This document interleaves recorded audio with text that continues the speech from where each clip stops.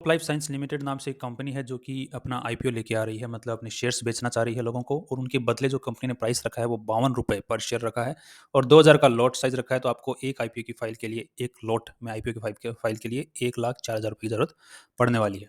So company का जो IPO है 18 अगस्त से 22 अगस्त के बीच में खुला हुआ रहेगा, और जो आईपीओ जो स्टॉक मार्केट में लिस्ट हो जाएगा 30 अगस्त तक। राइट।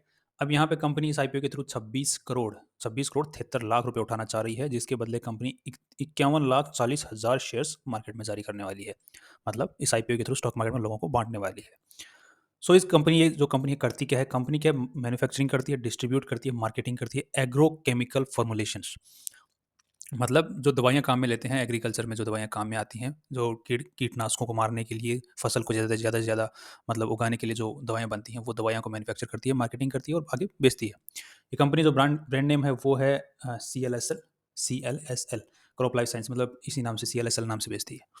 सो ये कंपनी जो है आगे एक्सपोर्ट भी करती है बाहर, इंडिया में तो काम आते ही आते हैं इसके जो हैं। अब ये जो प्रोडक्ट्स हैं कौन-कौन से, इंसेक्टिसाइड, फंगिसाइड, हर्बिसाइड, वीडसाइड, मतलब काफ़ी सारे इसके, मतलब जैसे खरपतवार होता है हमारे फसलों के अंदर में, इंसेक्ट्स लग जाते हैं फसलों को, फंगिसाइड, फंगस लग जाता है, हर्बिसाइड। तो ये सारी चीज़ें हैं, इनकी दवाइयाँ बनाती है। ये बाहर एक्सपोर्ट करती है, जैसे Bangladesh, Myanmar, Egypt, Vietnam, Sudan और भी बहुत सारी कंट्रीज़ में ये अपना एक्सपोर्ट करती है अपने माल को। अब इंडिया क्या है, ये एग्रीकल्चरल हब बनता जा रहा है, और इंडिया की जो मैक्सिमम गवर्नमेंट का जो मैक्सिमम फोकस है ना, वो है ये जो बायो केमिकल्स हैं इनकी तरफ में, कि जैसे कि खाद खाद जैसे अ, अपने गाय भैंस से जो गोबर से जो खाद बनती है, उसकी तरफ ज़्यादा कम जो गवर्नमेंट का ध्यान है, कि उस चीज़ को प्रमोट किया जाए, जिसकी वजह से हम लोग जो है शुद्ध खाना खा पाएँ। क्योंकि अल्टीमेटली जो केमिकल फसलों में गिरता है वो अल्टीमेटली इंसानों में ही आता है, और इंसानों में अगर वो केमिकल आएगा तो कुछ ना कुछ हार्म ही करने वाला है। तो कंपनी जो गवर्नमेंट है उसका मेन फोकस क्या है, कि जो हम ट्रेडिशनल तरीके से खेती करते थे पहले, उस चीज़ को ज़्यादा से ज़्यादा बढ़ावा दिया जाए। इसीलिए मैक्सिमम जो इनका अभी यहाँ पे खपत, इसका मतलब ये नहीं है कि अभी स्टार्ट हो गया है। ये चीज़ पे गवर्नमेंट का फोकस है। इसका मतलब ये नहीं कि पुरानी चीज़ें जो केमिकल्स तरीके से हम काम में ले रहे हैं वो बंद हो गया, बंद नहीं हुआ है। गवर्नमेंट बोल रही है कि इस चीज़ को कम किया जाए और उस चीज़ को ज़्यादा मतलब बढ़ावा दिया जाए, ताकि श्रीलंका में क्या हुआ, श्रीलंका ने अचानक एक साथ में बंद किया, केमिकल से खेती करना बंद, तो कोलैप्स हो गई पूरी कंट्री की economy.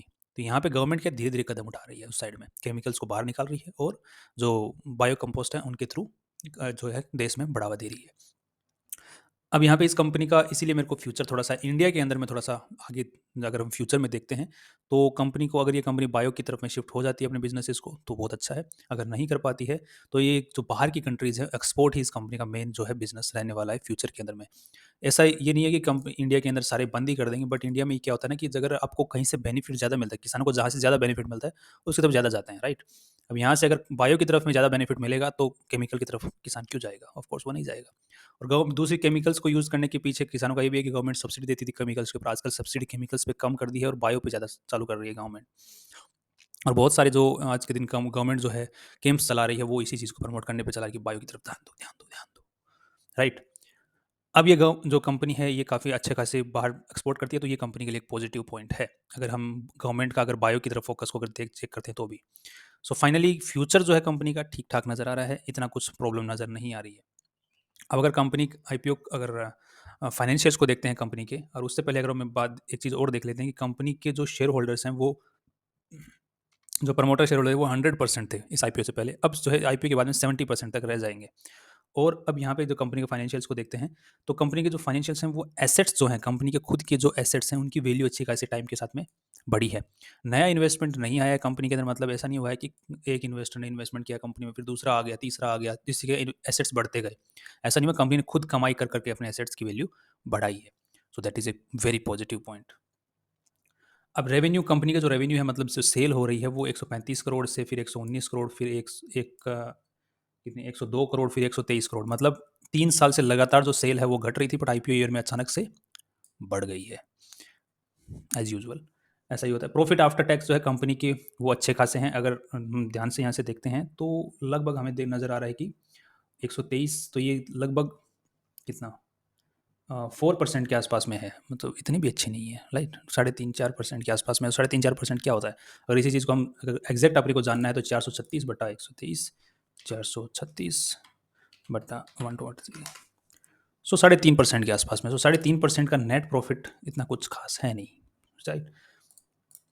So company net profit ज़्यादा कुछ अच्छा कमा नहीं पा रही है, और उसके बदले अगर कंपनी नेटवर्थ है वो टाइम के साथ में बढ़ती जा रही है, क्योंकि कंपनी के एसेट्स बढ़ रहे हैं, वैल्यू बढ़ रही है, तो ऑटोमेटिक नेटवर्थ बढ़ रही है। कंपनी कमाई कर रही है, सो एसेट्स भी नेटवर्थ भी बढ़ रही है। कंपनी की जो बोरोइंग है इसी के साथ में वो भी बढ़ रही है। अब यहाँ पे एक चीज़ ध्यान देने वाली है कि अगर बोरोइंग बढ़ती है तो भी एसेट्स बढ़ते हैं, राइट। यहाँ पे कंपनी की बोरोइंग भी बढ़ रही है। तो आज के दिन अगर देखा जाए तो कंपनी की जो बोरोइंग है वो 26 करोड़ रुपए है।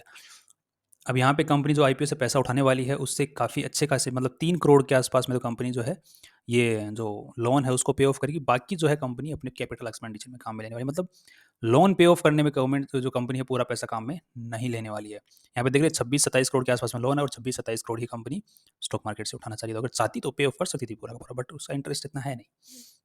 तो ये थोड़ा सा एक पॉजिटिव पॉइंट भी हो सकता है और नेगेटिव भी हो सकता है, दोनों इसके मतलब निकल सकते हैं। वो डिपेंड करता है फ्यूचर में कैसा कंपनी परफॉर्म करती है, राइट। तो अभी आज के दिन तो कंपनी अच्छा खासा, मतलब सेल अच्छी खासी कर रही है, जिसके बदले 3-4% के पास कमा रही है।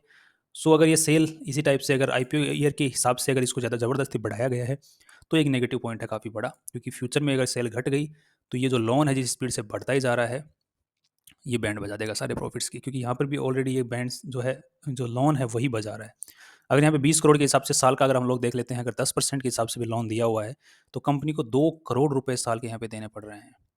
इस साल कंपनी को 2.2 करोड़ रुपए देने पड़ेंगे एज ए इंटरेस्ट। तो लगभग जो नेट प्रॉफिट है उसको काफ़ी हद तक कम कर दे रहा है। मतलब अगर यहाँ पर अगर ये लोन नहीं होता तो यहाँ पे 2 करोड़ रुपए ऐड हो रहे थे, यहाँ पे 6.5 करोड़ रुपए नेट प्रॉफिट होता, और कंपनी उसको बढ़ाती जा रही है। तो फ्यूचर में अगर ये सेल कम हो गई तो कंपनी के बैंड बच जाएगी। तो ये एक नेगेटिव पॉइंट है। और अगर आगे हम दो लोग देखते हैं तो कंपनी का, जैसे हमने डिटेल्स निकाली, डिटेल्स के अंदर में हमने देखा कि कंपनी के जो ट्रेड्स रिसीवेबल आज के दिन अगर देखा जाए तो कंपनी 35 करोड़ का जो माल है वो बिका हुआ है, बट उसके पैसे नहीं आए हैं, मतलब उधारी पड़ी हुई है। अब अगर ऑन एन एवरेज अगर हम कंपनी का देखते हैं, जो कि सेल है जो कि 123 करोड़ की है, जो कि अगर आईपीओ ईयर को अगर हम हटा भी देते हैं तो यहाँ पे 102 करोड़ की अगर पास्ट ईयर का देखते हैं तो, सो यहाँ पे 35, मतलब अराउंड 30-35% का अगर आपका टोटल सेल अमाउंट का अगर उधारी में बढ़ा हुआ है तो वो बहुत ही बड़ा नेगेटिव पॉइंट है। अगर उसके मुकाबले अगर आपकी नेट मार्जिन जो है, मतलब अगर आप 100 रुपये का माल बेच रहे हो, 60 रुपये नेट प्रॉफिट कमा रहे हो, तो अगर आपका 40% भी अगर उधारी में पड़ा रह रहा है तो कोई दिक्कत नहीं है, क्योंकि यहाँ पे नेट प्रॉफिट्स आपके बहुत अच्छे हैं, तो वो कवर हो जाएंगे। बट यहाँ पे आपके नेट प्रॉफिट्स जो हैं वो हैं 3.5-4% के आसपास में। उसके बाद में आपका 30-35% है माल जो उधारी में उठ रहा है। Now that is a very negative point. अभी नेक्स्ट जो हम डिस्कस करते हैं दूसरा, उसमें से 35 करोड़ में से 4 करोड़ रुपए ऐसे हैं जिनका आने की उम्मीद नहीं है, मतलब कम है, डिस्प्यूट है उनके ऊपर। अब बाकी जो कंपनी बोल रही है कि बाकी तो आने की उम्मीदें हैं, बट फिर भी यू नो उधारी का सिस्टम किस तरीके से काम करता है, गांव वाले, हम मैं गांव में रहता हूँ तो मैं जानता हूँ कि किस तरीके से कंपनियां जो हैं वो उधारी का माल जो है किस तरीके से लोग पे ऑफ करते हैं। मतलब अगर आपको थोड़ा सा गांव की भाषा में बताऊं तो अगर कोई दुकान वाला आता है और वो आके बोलता है, क्योंकि कंपनियां क्या करती हैं, दुकान वाले को उधार भी माल देती हैं, बोलते हैं अगर तुम्हारा बिक जाए तो बाद में हमको दे देना, राइट। और वहाँ पे वो क्रेडिट सुविधा भी देती हैं अच्छी खासी। अब यहाँ पर किसान को अगर वो दवाई लेके जाता है उधारी के ऊपर में, और किसान की अगर फसल खराब हो गई या फिर उस किसी भी वजह से, तो वो किसान अब जो दुकान वाले को पैसा नहीं पे वो करने वाला, कि तुम्हारी जो दवाई है वो खराब है, मैं केस करूंगा तुम पर। ये गांव में चलता है, ये चीज़ है, ये ग्राउंड रियलिटी है, राइट। अब यहाँ पे एबिटा हम लोग ने, मतलब हमने नेट प्रॉफिट्स देख लिए, सब कुछ चेक कर लिया। और नेक्स्ट हम लोग देखते हैं अगली बात। सो अब इसी चीज़ को हम लोग थोड़ा-सा कंपेयर करके देख लेते हैं पी और पीबी रेशियो के बेसिस के ऊपर, और बाद में उस चीज़ को हम लोग जो है कंपेयर करेंगे किसके साथ में, जो कॉम्पिटिटर्स हैं उनके साथ में। उसी से पहले ये देख लिया हमने, 3 करोड़ रुपए कंपनी पे ऑफ करने वाली है, लॉन्ग टर्म वर्किंग कैपिटल के अंदर 17 करोड़ लगाएगी, और जनरल कॉर्पोरेट पर्पस के अंदर 6.5 करोड़ रुपए कंपनी लगाने वाली है। सो यहाँ पे कंपनी ने पूरा अपना ब्यौरा दिया है, और 52 लाख रुपए जो कंपनी आईपीओ लेके आने में कंपनी की मदद कर रही है, वो कंपनी एज ए फीस लेने वाली है। मतलब ये पूरा आईपीओ लेने वाले में जो प्रोसीजर में फीस लगती है हर तरफ से, वो 52 लाख रुपए के आसपास में है। सो अभी कंपेयर करके देख लेते हैं एक बार। सो यहाँ पे P N P B ratio निकाल लेते हैं पहले। सो यहाँ पे कंपनी के जो टोटल नंबर ऑफ शेयर्स कितने हो जाएंगे आईपीओ के बाद में, वो हो जाएंगे 1,71,40,000 शेयर्स। उसको अगर 52 से मल्टीप्लाई कर देते हैं, जो कि कंपनी ने स्टॉक प्राइस रखा है अपना 52 रुपये, तो यहाँ पे कंपनी ने टोटल वैल्यू आ जाएगी 89 करोड़ रुपीज़। इसी के बेसिस के ऊपर हमारी जो है पीबी रेशियो पहले निकाल लेते हैं। सो पीबी रेशियो 3 करोड़ रुपये जमा होने वाले हैं। सो यहाँ पे 23 करोड़ रुपये के आसपास में कंपनी के जो हैं जो नेटवर्थ है उसके अंदर ऐड हो जाएंगे, तो यहाँ पे 63 हो जाएगा। सो 89 डिवाइडेड बाय 63 करोड़, सो ये हो गया 1.41 का। अगर इसी चीज़ को हम कंपेयर करते हैं इनके साथ में, कॉम्पिटेटर 1.6, 1.86, 2.28, सो कब सभी को मात दे रहा है। सो पीवी रेशियो अच्छा है, right. Next so P ratio एक बार निकाल लेते हैं। So what is, 1 second. So P ratio किस तरीके से निकलेगा, अगेन ऑफ कोर्स ये बात है कि जो रिसेंट रिजल्ट है उसके अकॉर्डिंग, अब यहाँ पे कंपनी ने अपनी सेल है बढ़ाने की कोशिश की आईपीओ ईयर में, तो हम जो पिछले साल का जो नेट प्रॉफिट है और इस साल का जो नेट प्रॉफिट है उसका एवरेज ले लेते हैं ताकि हम लोग थोड़ा सा, सो 3.70 लाख रुपीज़ का है, मतलब 3 करोड़ 70 लाख के आसपास में हम इसका नेट प्रॉफिट ले लेते हैं। सो ये आ गया 24 का पी रेशियो। सो पी रेशियो को एक बार कंपेयर कर लेते हैं, 13 एंड 19। सो पी रेशियो बेकार है। सो कमाई इतनी अच्छी नहीं कर रही है जिस हिसाब से आईपीओ का जो प्राइस है उसको अगर हम कंसिडर करते हैं तो। नेक्स्ट अगर एक बार थोड़ा सा और देख लेंगे, ये नेट प्रॉफिट्स जो ऑलरेडी स्टॉक मार्केट में लिस्टेड कंपनीज हैं जो कॉम्पिटिटर्स है, वो नेट प्रॉफिट्स किस तरीके से कमा रही हैं, 3.5-4% के आसपास ही वो कमा पा रही हैं या फिर कुछ झोल है। सो यहाँ पर अगर हम नेट प्रॉफिट्स एक बार देख लेते हैं जिसका कंपनी का नाम है एरिस्टो। सो यहाँ पे 218 करोड़ का माल बेचा, 209 करोड़ का सेल हुआ। सो नेट प्रॉफिट बचाया कितना, 4 करोड़ के आसपास में। सो 218 का 4 करोड़ मतलब 2%। सो बहुत बेकार है भाई, मतलब ये जो आईपीओ लेकर वो कंपनी इसके मुकाबले तो अच्छा कमा रही है। सेकंड इसका 113 मतलब 1300 करोड़ का माल बेचा, 110 करोड़ रुपए कमाए हैं। सो ये अच्छा कमा रही है। सो ये लगभग 8% के आसपास में कमा पा रही है। सो इस कंपनी का नाम क्या है, हैरानबा। हैरानबा अच्छी कंपनी है, मार्केट में इमेज है इसकी। एक है धर्माज क्रॉप गार्ड, ये कैसे कमा पा रही है, तो ये 558 करोड़ का माल बेचा, नेट प्रॉफिट जो है 37 करोड़ रुपए कमाए। तो ये अगेन ये भी कुछ खास नहीं कमा रही है, 7% के आसपास कमा रही है। सो एक कंपनी को छोड़ के बाकी जो 2 कंपनियां इससे बेटर कमा रही हैं, सो हो सकता था ये भी बेटर कमाए। तो अगर हमें चूज़ करना हो इस आईपीओ में अप्लाई करने के लिए तो मुझे थोड़े से नेगेटिव पॉइंट्स नज़र आ रहे हैं। बाकी अगर एक काइंड ऑफ इसके जो लीड मैनेजर्स हैं, जो मार्केट मेकर्स हैं, वो किस हिसाब से इसके अंदर में परफॉर्म करते हैं, मतलब मार्केट को बनाने की कोशिश करते हैं, उस पर डिपेंड करता है। तो वो जीएमपी के अंदर में झलक जाएगा। सो जीएमपी को, वैसे जीएमपी को क्रिएट करना कोई बड़ी बात नहीं है, छोटी मोटी बात है, क्योंकि ऐसे बहुत सारी कंपनियों ने मैक्सिमम किया है पहले भी। सो फिर भी एक काइंड ऑफ हमें थोड़ा अंदाज़ा मिल जाता है। तो यहाँ पे अभी तक अपडेट नहीं हुआ है। अगर ये मोर देन 30% से क्रॉप लाइफ साइंस का अगर जीएमपी क्रिएट होता है तो हम लोग थोड़ा सा रिस्क लेने के बारे में सोच सकते हैं, अदरवाइज ना ही रिस्क लें तो बेटर है।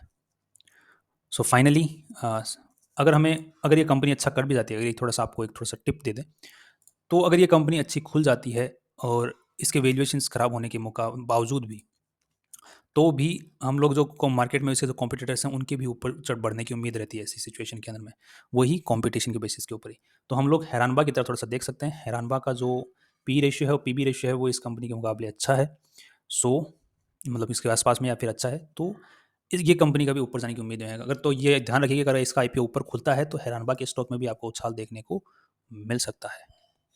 So finally see you tomorrow with new study.